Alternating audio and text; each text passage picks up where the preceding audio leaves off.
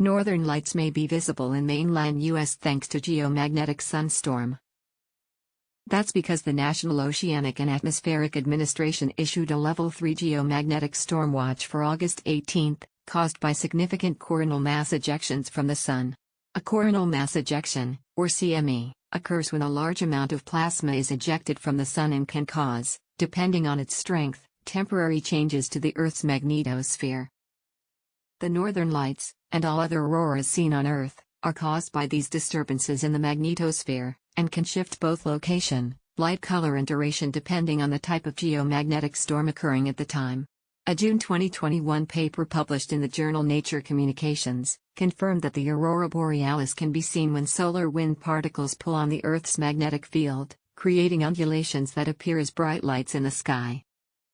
High-energy particles precipitating down along the Earth's dipolar magnetic field into the auroral ionosphere collisionally excite atoms and molecules, leading to the auroral emissions with a variety of appearances, from bright discrete arcs, to faint arcs, to diffuse aurora, the paper's authors wrote in part. The stronger the storm, the more widespread sightings of the aurora might be, and the advisory for Thursday sits at a level 3 out of 5. The storm might have the potential to drive the aurora further away from its normal polar residence, and if other factors come together, the aurora might be seen over portions of Pennsylvania, Iowa, to northern Oregon, NOAA wrote in part. Some of the major cities that may be able to view the northern lights include Seattle, New York, Philadelphia, Chicago and Boston, though NOAA advises that clear skies free of light pollution offer the best chance to view the aurora. The agency has several other recommendations for aurora enthusiasts. While Wednesday night offered the best viewing conditions for the lights, Thursday between 9:30 p.m. EST and 4:30 a.m. EST Friday. Some images of the light show were captured in Minnesota and Washington on Wednesday, and the Geophysical Institute at the University of Alaska Fairbanks predicted continued highly active lights through tonight.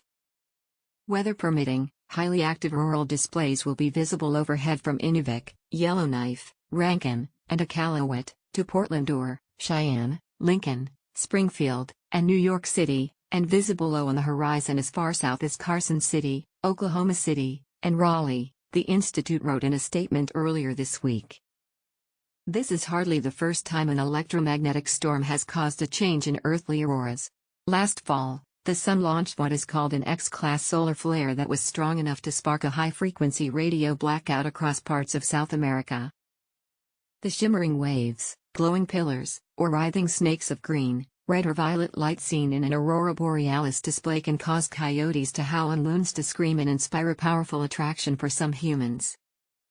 Aurora borealis chasers say the lights typically are seen around midnight or later, meaning that dedicated hunters often spend a lot of time standing alone, outside in the middle of the night in the pitch-black back of beyond, staring at the sky.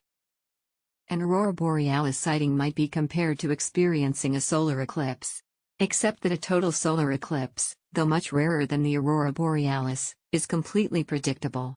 Caused by the clockwork movements of the Moon, Sun and Earth, we know exactly when, where and how long an eclipse will occur.